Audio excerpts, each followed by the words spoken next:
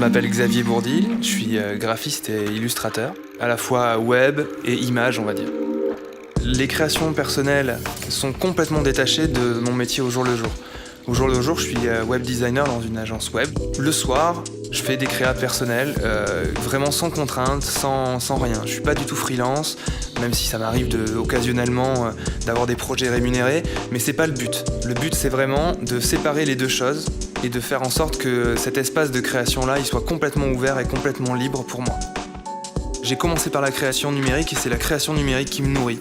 Je me tiens énormément au courant de tout ce qui se passe un petit peu dans ce milieu-là. Je vais emmagasiner tout ce que je vois autour de moi sur Internet.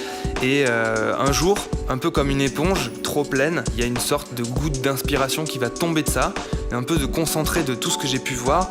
Et c'est à partir de cette goutte-là que je vais avoir envie de travailler. Une journée type pour moi commence assez tôt le matin, vers 6-7 heures, et puis c'est le départ pour le travail. Donc j'habite en banlieue, ça veut dire des transports. J'ai à peu près 1 heure de trajet entre chez moi et mon travail, ce qui me permet de m'aérer la tête, de lire, d'observer. J'aime bien toujours être émerveillé de Paris, du mouvement, du trafic, des gens qui passent. Je sais pas si ça m'inspire, mais en tout cas, c'est une énergie que j'aime beaucoup, ça.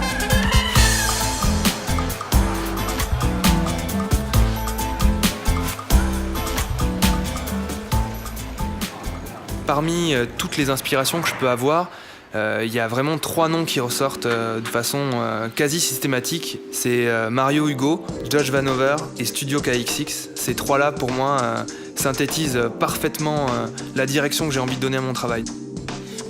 Étant un peu atypique dans ce milieu-là, c'est vrai qu'au fond de moi, il y a toujours cette petite voix qui me dit « prouve tout le temps que t'es pas un imposteur ».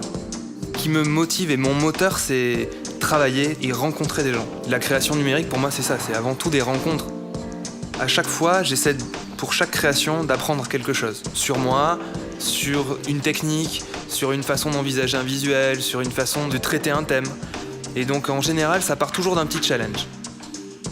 Le soir, quand je rentre, j'essaie de profiter au maximum de ma petite famille, de ma femme, de mon fils.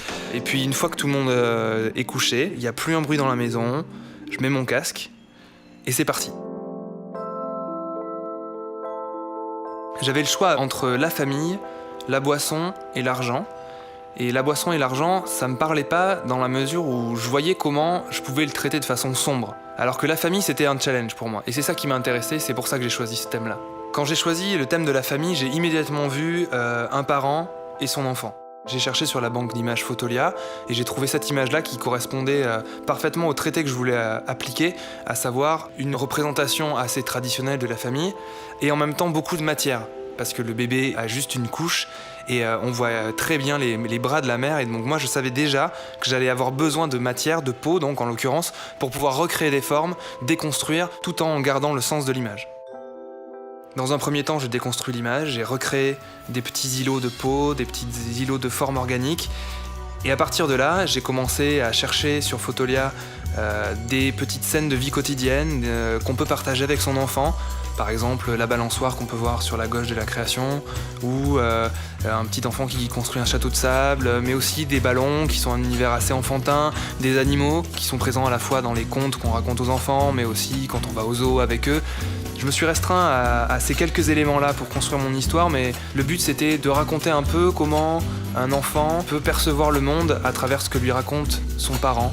Dans un deuxième temps, une fois que j'ai à peu près disposé les éléments tels qu'ils me plaisent, commence la déconstruction. J'ai tout simplement pris l'outil lasso et j'ai dessiné les formes de découpe que je voulais sur les zones de peau qui m'intéressaient. Ensuite, j'ai dupliqué la sélection sur un nouveau calque et j'ai appliqué des ombres, des lumières, des contrastes, des retouches de couleurs, une légère désaturation pour qu'elle s'intègre plus. Et puis dans un dernier temps, une fois que tous les éléments étaient posés, une fois que j'ai rajouté des petits détails comme les formes, les lignes, les plus, les petits points de lumière, il a fallu s'attaquer à la dernière grosse partie qui est les lumières et les retouches finales de couleurs. J'ai utilisé 4 types de méthodes. La première, c'est utiliser l'outil courbe qui permet vraiment d'avoir de la finesse dans les zones de contraste, travailler par couches de couleurs. Ensuite, des calques de niveau pour juste retoucher légèrement les contrastes sur certaines zones. Des balances de couleurs pour modifier légèrement l'ambiance colorimétrique de la composition. Et enfin, des petites touches de couleurs que j'ai passées en incrustation. Des simples calques avec une brosse avec une dureté à 0%.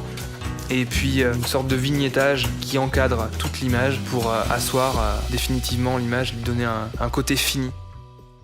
Si je devais avoir un conseil à donner, c'est toujours essayer de se dépasser, toujours essayer d'explorer des choses vers lesquelles on n'irait pas forcément, toujours travailler dur et finalement explorer des choses sur lesquelles on n'a pas l'habitude de créer. Et c'est ça qui fait avancer et c'est ça qui fait qu'on est des créatifs.